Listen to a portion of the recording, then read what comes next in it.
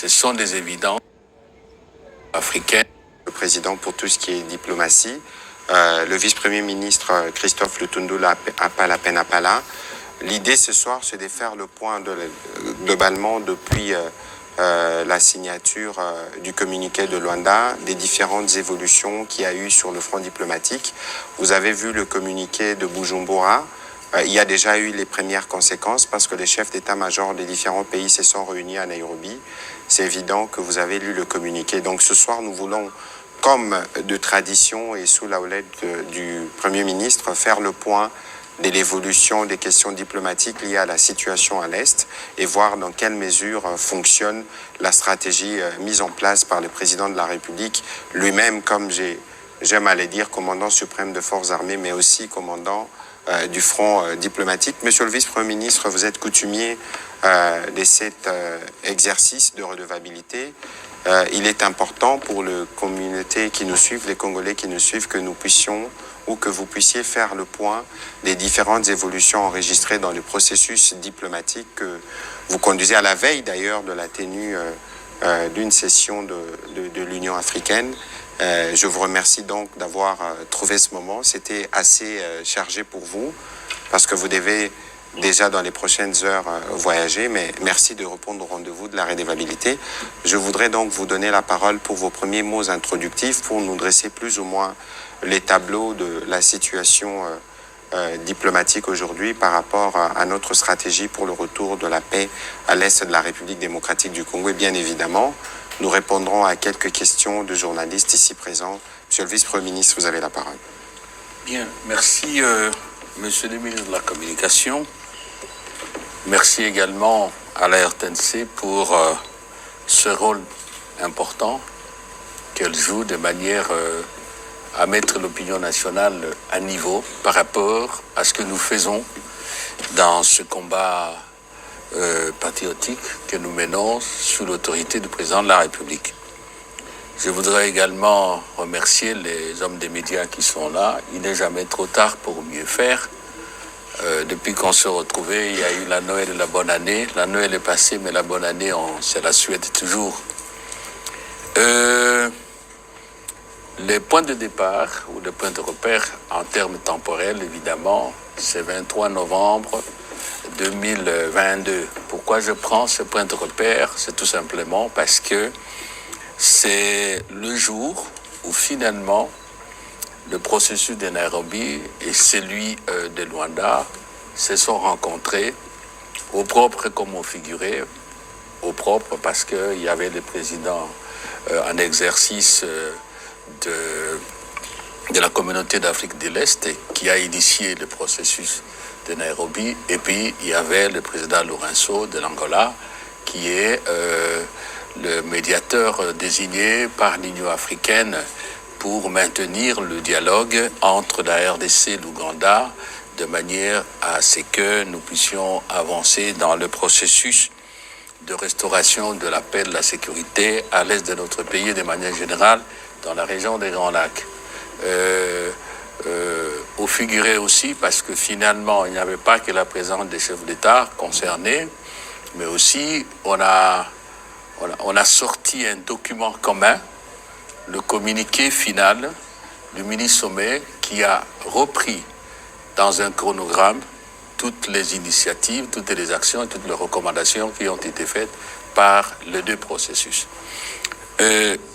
La phase qui devait suivre, c'est la mise en œuvre de ce chronogramme parce que nous considérons au gouvernement que la question de la responsabilité de la crise sécuritaire que nous connaissons, la question de la matérialité, de la véracité des faits, ces deux questions ne se posent plus.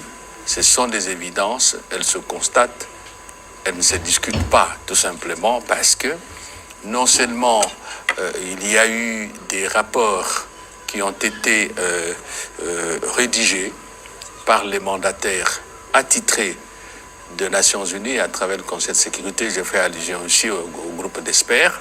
Il y a eu le premier rapport.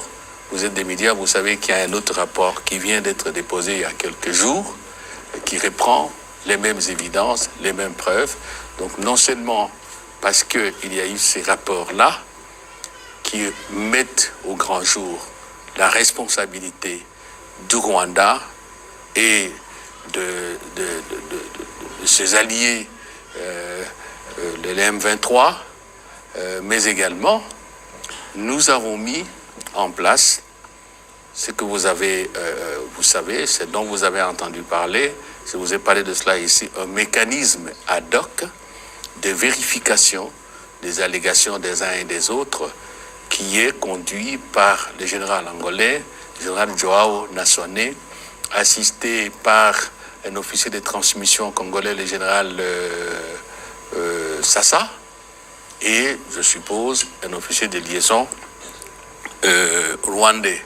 Il y a également évidemment le mécanisme élargi de la CIRGL qui existe, mais il y a aussi la présence de la force régionale, et tout ce mécanisme nous permet d'établir effectivement si oui ou non il y a des faits criminels, si oui ou non il y a la présence rwandaise et la criminalité du M23. Donc là aussi, de notre côté, aujourd'hui, toute personne de bonne foi ne peut douter de ce que nous avons toujours dit, et nous avons publié par la suite, je parle de nous sur le gouvernement, le livre blanc qui établit aussi des faits, la qualification en droit international, et qui répond à des questions, sinon à des affirmations fallacieuses et mensongères du Rwanda, touchant aux fameuses,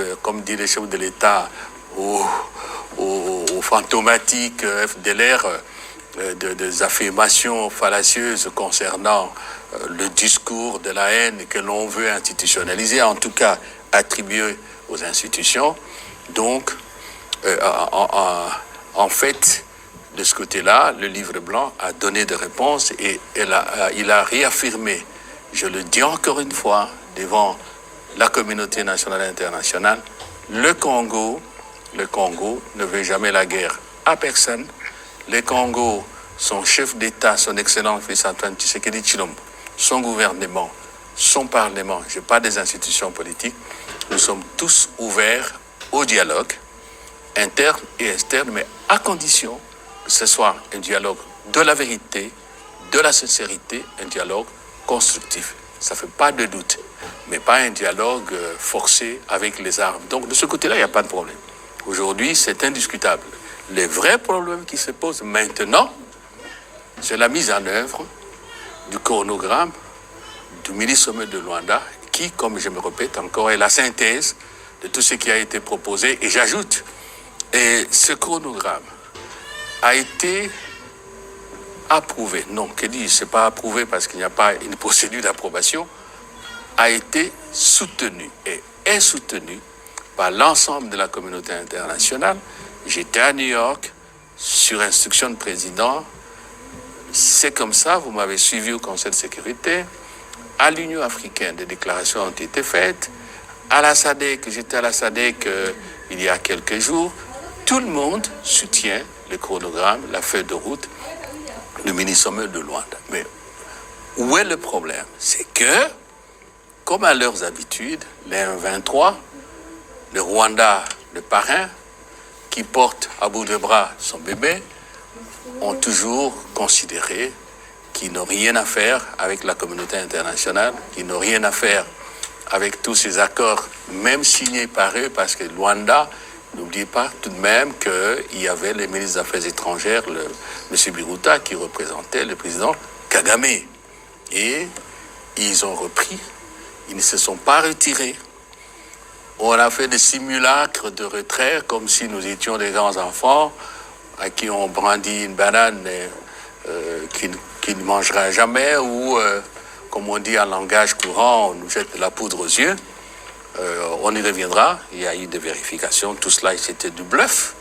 Et en plus de cela, on a tué à Kichiché, on a fait des offensives avec comme finalité d'arriver à Goma et de faire davantage de la surenchère. Et il y a eu Bujumbura. Je voudrais rappeler aux médias aux hommes et aux femmes des médias que vous êtes, que quand vous lisez le communiqué final de Luanda, il est prévu, parce que c'est d'actualité, que à l'issue d'une certaine période de mise en œuvre du communiqué, les chefs d'État devaient se retrouver à Bujumbura. Pourquoi Bujumbura? Parce que le président d'exercice de l'EAC, c'est le président Ndayishimiye de Bujumbura. Et c'est comme ça que ça s'est fait. Ils devaient se retrouver pour faire l'évaluation. Bien sûr qu'ils se sont retrouvés à Washington.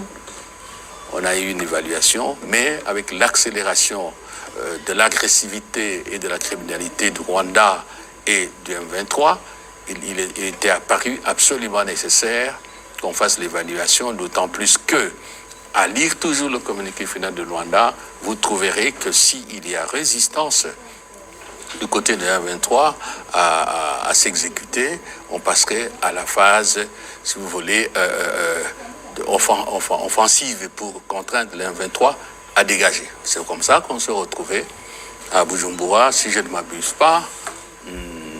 Si je ne me trompe pas, ça doit avoir été le samedi 4 de ce mois de février. Nous étions là, on a discuté. Je vous épargne du factuel pour aller à l'essentiel. Il y a eu un communiqué qui est sorti qui ne reflétait pas les débats, en tout cas qui ne reflétait pas notre point de vue. On va en parler. Et nous avons fait, j'ai fait, avec l'autorisation de mes supérieurs hiérarchiques, un communiqué au nom du gouvernement pour recadrer ce qui a été décidé. Maintenant, quel est l'horizon?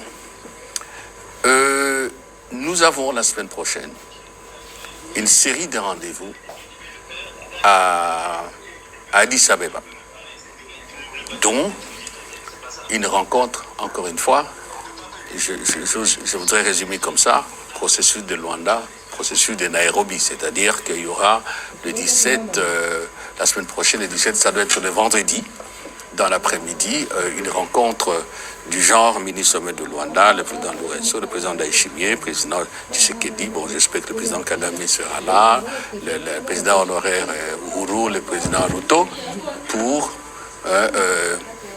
voir un peu qu'est-ce qui se passe et qu'est-ce qu'on va faire. Il y a la série de réunions de l'Union africaine, le Conseil de paix et sécurité, Conseil exécutif qui réunit les ministres des Affaires étrangères, la conférence des chefs d'État et de gouvernement.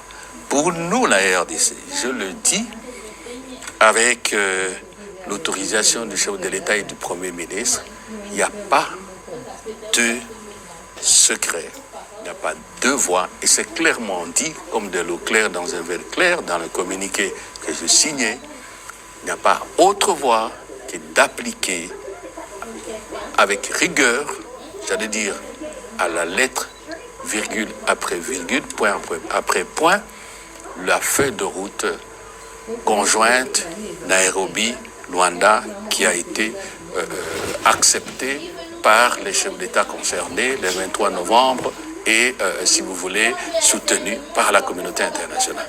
Notre ligne est celle-là, on ne peut pas la modifier. Je venais d'envoyer à la présidente du Conseil de sécurité des Nations Unies une correspondance le samedi pour revenir sur ça, pour réclamer également qu'on examine le rapport de la commission du groupe d'experts, pas celui qui vient d'être déposé maintenant, mais celui qui a été déposé parce que nous avons demandé, on l'a distribué officiellement, et on y reviendra.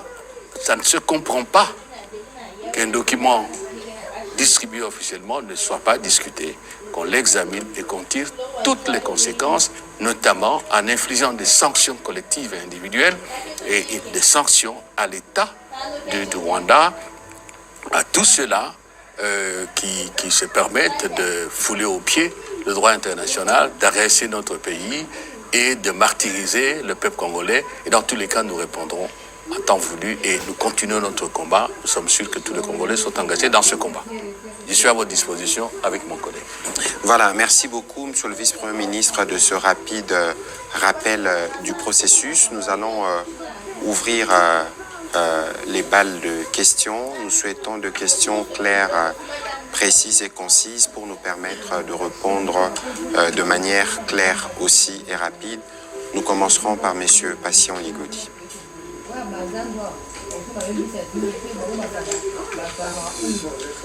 Merci pour la parole. Patient Ligodi pour Actualité.cd RFI. Monsieur le ministre, le SOFA signé entre la RDC et l'EAC dans le cadre de la force régionale a été signé justement en septembre pour 6 mois, renouvelable. On est déjà au mois de février. Est-ce que ce SOFA-là va être reconduit? Est-ce qu'il y aura des discussions ou bien ça sera reconduit automatiquement? Est-ce que les termes de ces SOFA-là vont être rediscutés, sachant que nous, comme vous l'avez dit, le gouvernement n'est pas d'accord par rapport notamment au dernier communiqué de Bujumbura et par rapport à la question sur le mandat de la force régionale. La deuxième question, c'est celle de savoir, il se murmure notamment la possibilité d'avoir une coopération militaire bilatérale avec le Kenya pour permettre notamment aux forces kenyanes de pouvoir être les plus offensives. Est-ce que c'est une option que vous envisagez? Et puis peut-être pour terminer, est-ce que vous confirmez ces nouveaux calendriers de déploiement de la force régionale?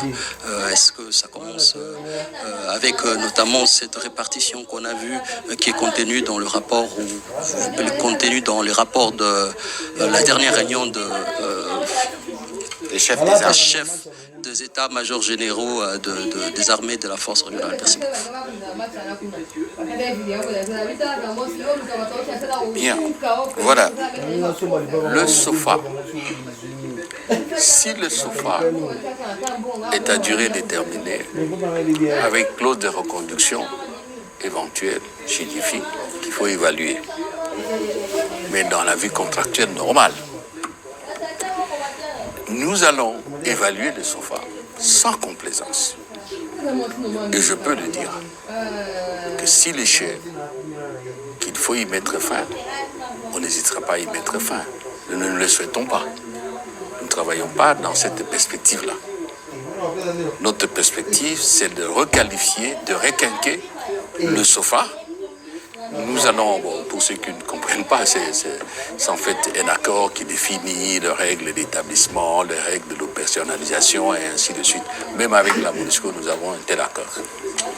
Donc, je disais que nous ne sommes pas dans la perspective d'une revocation ou de la fin du SOFA, quoique dans l'analyse, on peut être pessimiste, mais dans l'action, nous voulons être optimistes.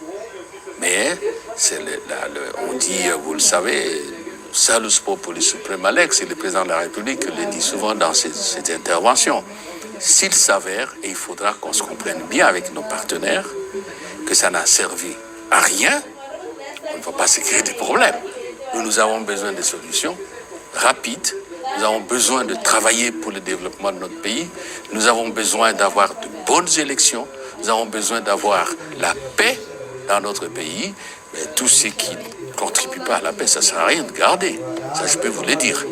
Mais encore une fois, je répète ça pour la troisième fois, nous ne travaillons pas dans la perspective de mettre fin un peu en queue de poisson en catastrophe, le SOFA. Et donc, la force régionale. Et coopération bilatérale. Le multilatéralisme régional dans lequel nous nous trouvons, il n'est jamais dit quelque part qu'on exclut la coopération bilatérale avec le Kenya ou avec tout autre pays qui peut apporter une contribution positive à la fin des aventures criminelles de notre voisin qui aurait dû être un pays frère mais qui se positionne en ennemi, hélas. Tous ceux qui peuvent aider, nous pouvons travailler. Si nous estimons, je conditionne, parce qu'on ne peut pas faire de proclamation d'automatisme comme ça, un peu dans l'irrationnel. Si aujourd'hui, il apparaît que le bilatéral avec le Kenya est plus efficace que le multilatéral, dites-moi pour quelles raisons on refuserait. Il n'y en a pas. Donc, tout est ouvert. Les rapports... Comment ? On n'a pas encore commencé. Et les rapports de la réunion des chefs d'état-major, je venais un peu de découvrir les conclusions, mais je dois dire que, et c'est pour ça que j'ai commencé à l'annonce, que tout ce qui n'est pas dans la logique de la cessation des hostilités par les M23, de la cessation de l'agression par le Rwanda, tout ce qui n'est pas dans cette direction-là, du retrait des zones occupées par les M23 et l'armée rwandaise, tout ce qui n'est pas dans le sens du retour de nos compatriotes à leur domicile, tout ce qui n'est pas dans le sens de permettre à la République d'exercer pleinement sa souveraineté, de sauvegarder son intégrité territoriale et de sauvegarder l'indépendance de notre pays, nous n'accepterons pas.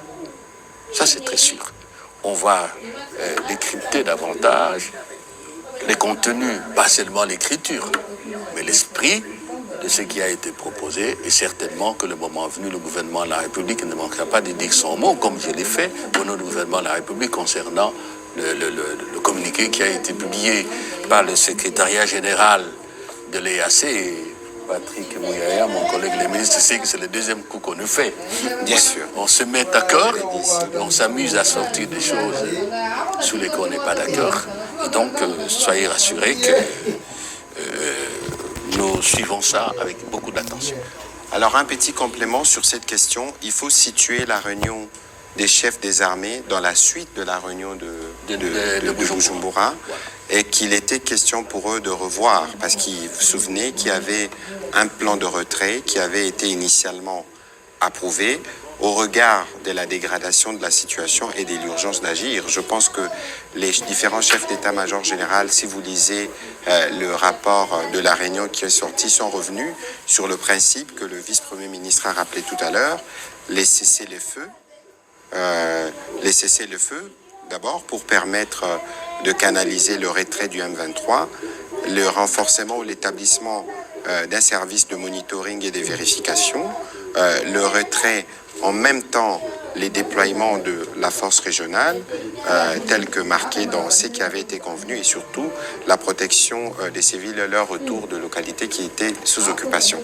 Je pense que c'est des principes que nous connaissons, et vous savez, et vous savez, évidemment, il y a le calendrier. Ça fera peut-être l'objet d'un briefing le moment venu avec le porte-parole de l'armée, parce que c'est plutôt des questions opérationnelles, mais il y a un calendrier qui avait déjà été fait. Donc nous, c'est pas une nouvelle particulière, parce que c'est que nous attendons voir, c'est le respect de ce qui a été convenu par les chefs d'État à Luanda, et ce qui s'est passé avec les chefs d'État-major n'est qu'une voie, et on attendra, on reviendra dessus.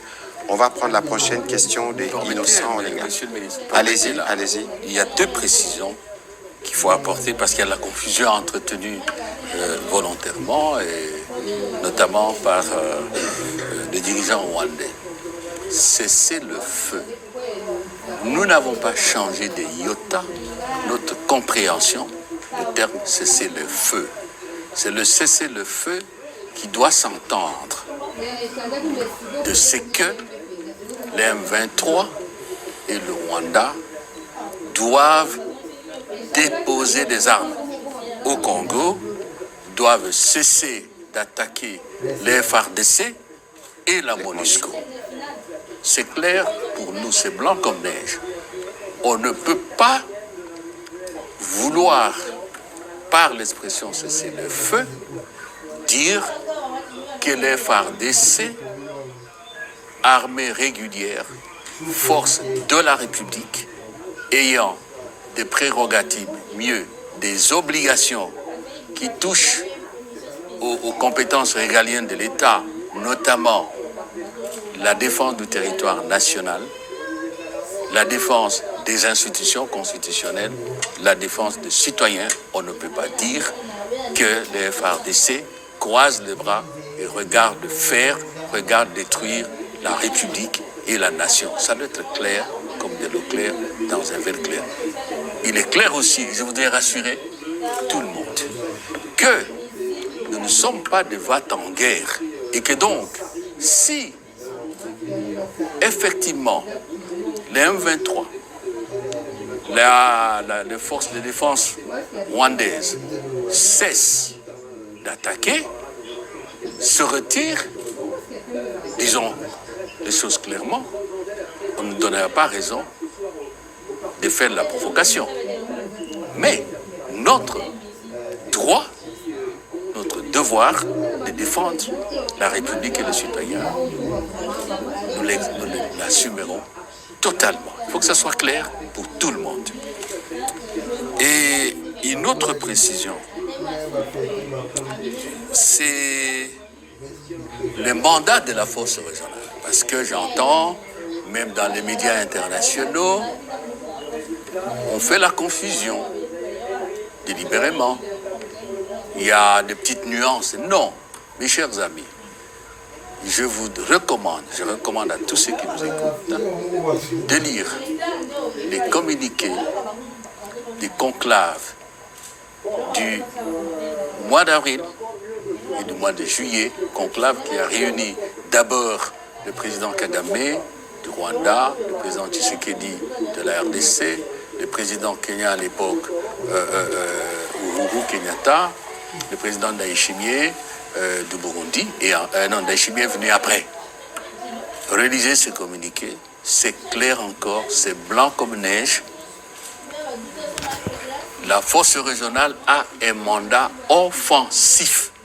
Et je demande à quiconque de me produire un document contraire qui, dans son écriture et dans son esprit, ne dit pas cela.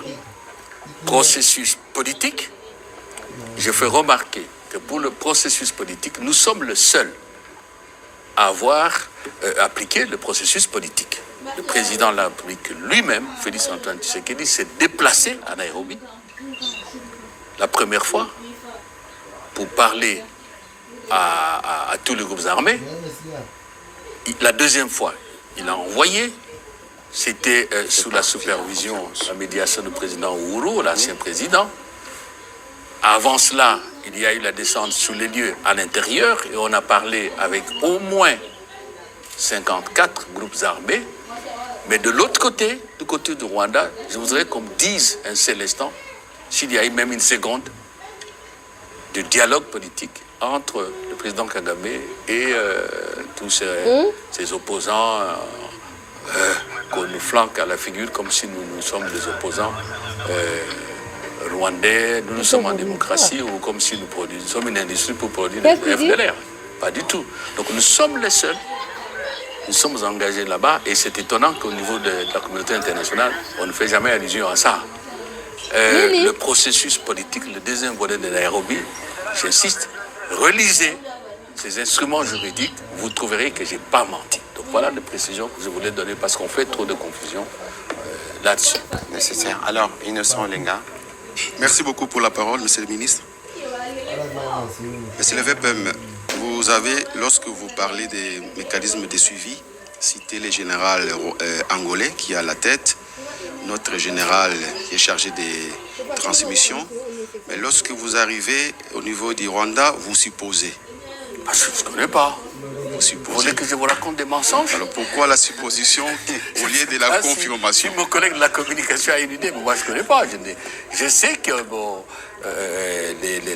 la médiation angolaise a demandé qui désigne, comme vous a demandé à nous. Mais comment voulez-vous que je cite le nom de quelqu'un que je ne connais pas? Ah non, attendez là, hein, je ne peux pas le faire. Donc on reste dans la supposition. Merci. Deuxième question, beaucoup de réunions, elles se suivent à tout moment.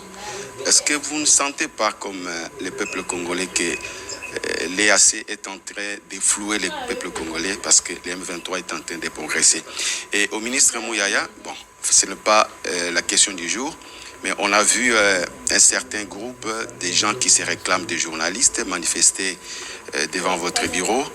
Et il y a eu les journalistes Tutman qui ont enflé les réseaux sociaux, vous condamnant. Nous voulons que vous donniez la version correcte pour que l'opinion ne soit pas conditionnée. Merci. Merci. Monsieur le vice-premier ministre, c'est une question subsidiaire à laquelle je réponds. Ok. Et assez floué. Je vous ai toujours dit, ici et partout où j'ai parlé, que le chef de l'État, le gouvernement, nous ne sommes pas naïfs et nous ne sommes pas faibles. Attendez, vous me donnez une occasion pour répondre à certaines critiques. Pourquoi sommes-nous allés à l'EAC? Allez, chers compatriotes, par où passe le flux des marchandises à l'entrée et à la sortie du côté de l'océan Indien pour la RDC? C'est Mombasa et Dar es Salaam, n'est-ce pas? Mombasa et Dar es Salaam, c'est quoi? C'est la Tanzanie. Et le Mombasa, c'est le Kenya, Dar es Salaam, c'est la Tanzanie. Pays membres de l'EAC. Ils entrent dans une autre législation douanière. En fait, ils forment une communauté. Les règles vont être harmonisées, les mêmes partout. Alors, nous, qu'est-ce qu'on va faire à ce moment-là? Et sur ce point de vue, je vais vous dire que depuis qu'on a signé, je reçois de réclamations de beaucoup de compatriotes qui me disent « Mais nous sommes là, mais nous, on n'a pas les mêmes facilités. Où est la carte, pratiquement le passeport EAC ?» C'est important. Deuxième raison, sur 9 pays voisins, 5 sont à l'Est. Je crois que tous les 5 sont membres de l'EAC. On peut s'exercer comme ça. Il y a le Rwanda, le Burundi, l'Ouganda, la Tanzanie. Non, on n'a pas de frontière avec les Kenyans. Non, on n'a pas de frontière. Mais de toutes les façons, vous avez déjà... Oui, le Sud-Soudan. Le Soudan du Sud. Ça fait 5. Ce n'est pas un fait de hasard. La politique des États se trouve aussi dans leur géographie. Alors, la frontière la plus longue du pays, c'est à l'Est. Ils sont dans l'EAC. Vous comprenez? Une autre raison. Parce que on parle de la sous-traitance, de notre sécurité. Chacun y va de son petit commentaire et de sa petite analyse, de son petit génie en politique étrangère. Tant mieux, c'est bien, parce qu'il y a beaucoup d'idées. À partir du moment où nous acceptons, où nous disons que dans cette affaire, les centres, les maîtres de tout, c'est le Rwanda. OK? Nous n'avons pas la compétence de parler avec le Rwanda, de convoquer le Rwanda. Là, les seules communautés où nous nous retrouvons avec le Rwanda, commençons par le commencement, c'est l'Union africaine, la CIRGL et l'EAC. Même si on peut parler de l'Ouganda, c'est l'EAC. Évidemment, il y a les Nations Unies. Mais, à l'EAC où nous sommes, il y a des articles du traité créant l'EAC qui sont consacrés au règlement de conflits. OK? À partir du moment où nous adhérons, ces instruments juridiques sont là, ils sont en vigueur. Donc, le seul espace de règlement du conflit que nous souhaitons un règlement pacifique, où nous nous trouvons avec le Rwanda, à proximité, l'espace de proximité, c'est l'EAC. C'est l'EAC. La SADC, oui, c'est un espace de proximité, mais la SADC n'a aucune compétence vis-à-vis du Rwanda, sauf à entrer en affrontement. Alors, dans ces conditions-là, ce sont ce que nous voulons. Si c'est un conflit qui vient de l'extérieur, il faut traiter ce conflit aussi avec les instruments qui viennent de l'extérieur. Et lorsque l'EAC, en application de traité portant ses statuts, se saisit du dossier, qu'est-ce que nous faisons? On va dire non, laissez ça. Mais nous avons adhéré. Vous comprenez? Alors maintenant, il reste la gestion. Il est clair que nous ne sommes pas naïfs. Il est clair que les ratés ne manquent pas. Parce qu'il ne faut pas oublier que toute force internationale contient en elle-même des faiblesses financières qui financent quoi? Mais plus important, des faiblesses de commandement. Parce que la force internationale, elle est multinationale. Chaque groupe ou chaque catégorie de troupes, les États contributeurs, gardent un mot à dire sur leurs troupes. Vous comprenez? Vous pouvez vérifier ça partout. Je ne suis pas spécialiste des questions militaires, mais ça saute à l'œil nu. Et donc, il peut y avoir des dysfonctionnements, des faiblesses. C'est pour cela que dans le communiqué de Bujumbura et même dans notre communiqué, nous avons parlé de pesanteurs. Tout à fait. Oui, qui si vous voulez, qui chargent, qui neutralisent comment dirais-je, la force régionale. De ce point de vue, disons les choses clairement, il y a quand même un arrière-goût de déception. Mais nous prendrons toujours les responsabilités. On l'a dit. Nous allons exploiter toutes les voies. En tout cas, nous ne serons pas à la base de la rupture de confiance. Soyez certains. C'est pour ça que je vous ai dit que nous n'envisageons pas la perspective d'une fin catastrophique. Bon, il faut des ajustements, on en a parlé. Bon, les militaires ont proposé, nous allons continuer à travailler. Et donc, effectivement, il y a des problèmes et il faut des ajustements. Mais encore une fois, nous n'allons pas nous laisser faire. Faites confiance au président de la République. Voilà, Innocent, je répondrai à votre question à la fin pour qu'on ne perde pas le fil des idées. On va prendre la question de Richard Chako et puis on viendra du côté de Benoît Nimba.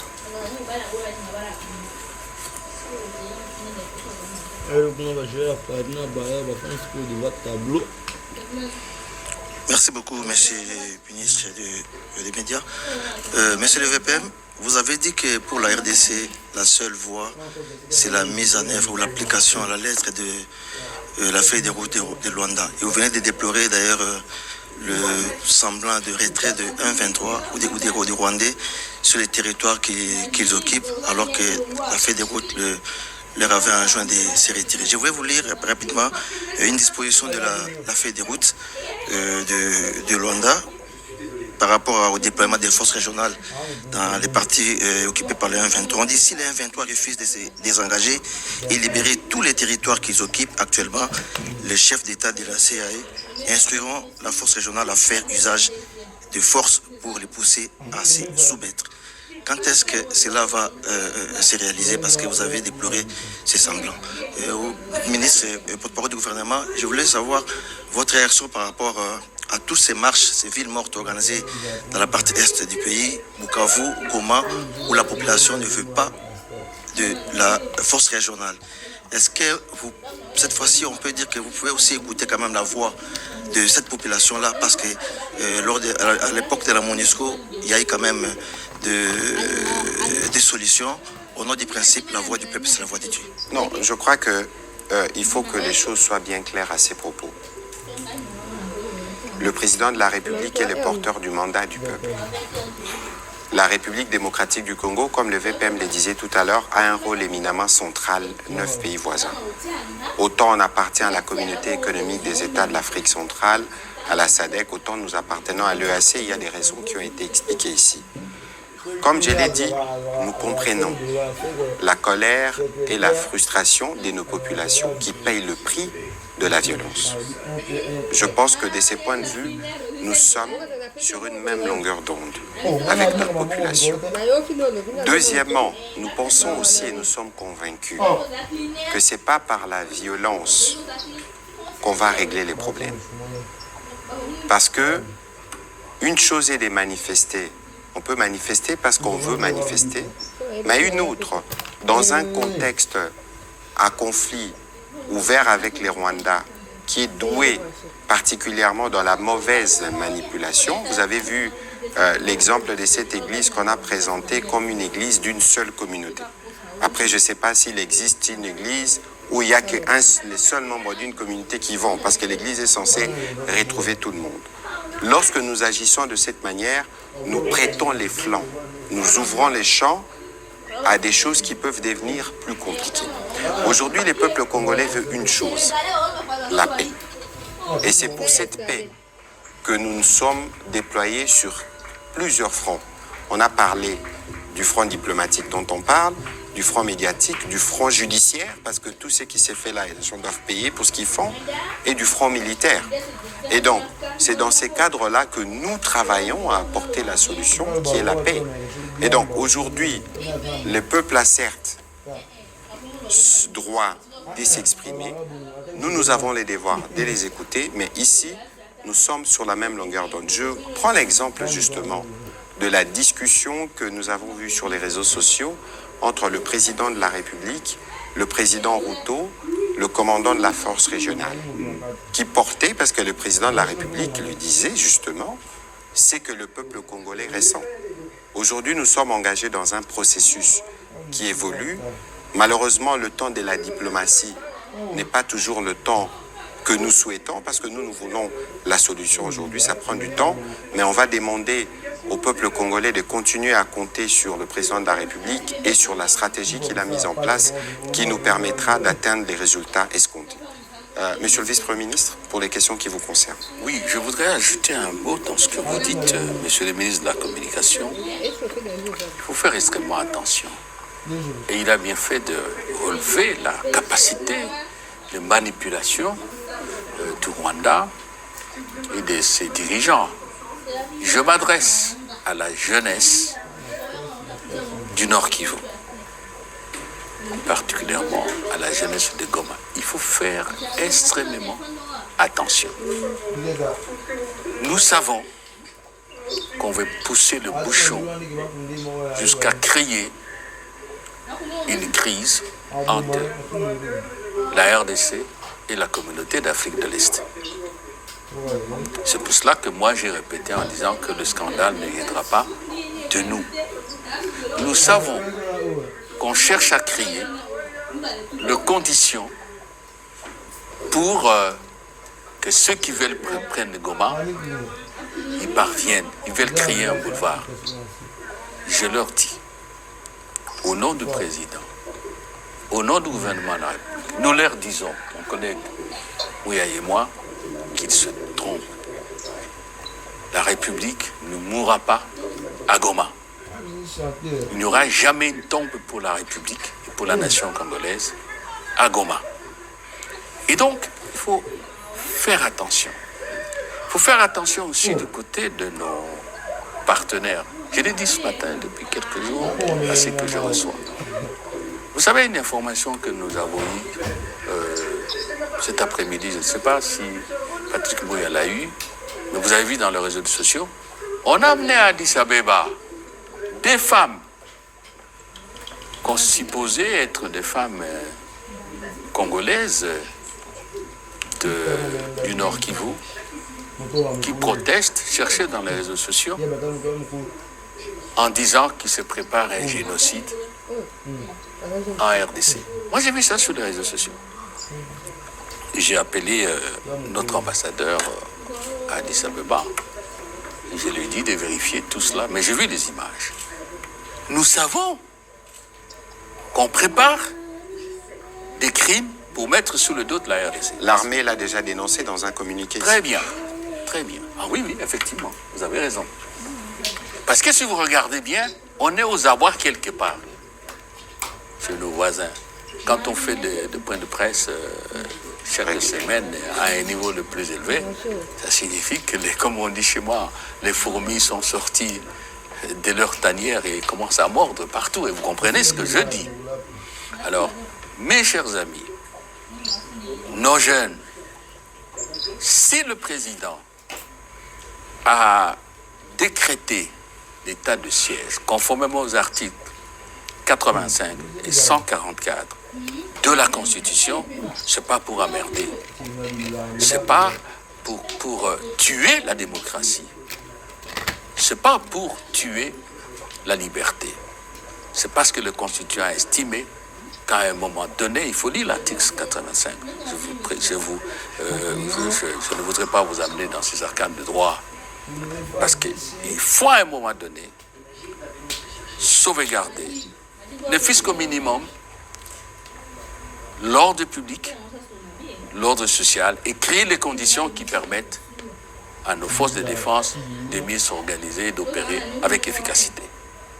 Et donc, tout cela, parce que j'entends toujours dire état de siège. Même nos partenaires parlent de ça. Et ce n'est pas pour rien qu'à l'Assemblée nationale au Sénat, on reconduit après tout quelle est l'alternative à l'état de siège. On peut me démontrer que l'état de siège a empêché ça et ça. Et donc, il faut comprendre ça globalement. Ne cédez pas à la tentation de vous piéger vous-même. Ne cédez pas à cette tentation-là. Ce que je voulais compléter par rapport à ce que mon collègue a dit, parce que le danger, vraiment, il est réel. Il est réel. Il est réel. Goma est congolais, Rutshuru est congolais, Bunagana est congolais, tout est congolais là-bas, tout le monde sera congolais là-bas. Ça ne changera pas. Ça ne changera pas. Alors, ce que vous avez dit sur la force régionale, vous m'avez complété heureusement, c'est-à-dire en fait, même dans ce document, le caractère offensif de la force régionale est réaffirmé. Effectivement, on ne se cache pas, ce qui se passe aujourd'hui, ça trouble quelque part. Et c'est pour ça qu'à Bujumbura, le président a été ferme par rapport à ce que je vous ai dit. On ne négocie pas avec les terroristes. J'ai eu à vous dire ici pourquoi nous appelons les 1-23 des terroristes. Nous sommes ouverts au dialogue. Le président est à la disposition de tout le... On ne peut pas se réclamer de la congolité et ne pas considérer qu'il y a une constitution et un chef d'État qui est à votre disposition pour vous protéger, pour, si vous voulez, faire en sorte que vous puissiez jouir de vos droits. De toutes les façons, ce n'est pas Tshisekedi qui a créé la situation actuelle. Ce n'est pas Tshisekedi. Pas du tout. Pas du tout. Et donc, nous n'allons pas aller dans cette perspective-là. C'est pour cela que là-bas, nous avons insisté sur le caractère offensif et ce repli dans le communiqué du gouvernement que j'ai signé. C'est pour cela que dans ce qu'il y a là-bas, vous voyez, parce que il faut toujours, je l'ai toujours dit, suivre l'idéal en maîtrisant le réel. Le réel aujourd'hui, c'est que le chronogramme de Luanda n'a pas été respecté. On ne va pas dire qu'on fasse un retrait à la date du 25 novembre. C'est complètement de l'année dernière, irréaliste. Donc il y a un nouveau chronogramme. Nous sommes vigilants et nous allons suivre ça. Donc, d'un mot, nous ne sommes pas d'accord. Nous n'acceptons pas ce qui a été fait. Et nous ne sommes pas les seuls. Parce que même la communauté internationale a condamné le fait que le 23 ne se retire pas. Le fait que le Rwanda ne respecte rien. Lisez la dernière déclaration de l'Union européenne, c'est quoi, le 31 décembre. Vous trouverez cela. Et maintenant, il faut passer sur le terrain de l'action. Nous n'allons pas toujours donner l'impression que nous sommes de grands constructeurs de murs de lamentation. Non. On va prendre la prochaine question. Benoît Niemba, et puis on prendra les deux dernières pour terminer, parce qu'il faut libérer pour le journal. Excellence, VPM, je vais poser une question, je vais paraphraser vos mots. Vous avez dit que c'est la deuxième fois que vous ayez le coup sur le communiqué final après le réunion de chef d'État. Qu'est-ce qui marche? Qu'est-ce qui ne va pas? Est-ce que l'RDC participe vraiment à cette communiqué final? Quel communiqué final? Vous avez parlé vous avez répondu à Patient c'est la deuxième fois que vous ayez un coup sur le communiqué final fait par le secrétaire général de l'EAC. Voilà. Est-ce que le Congo participe à cette... Est-ce que la RDC participe à cette rédaction de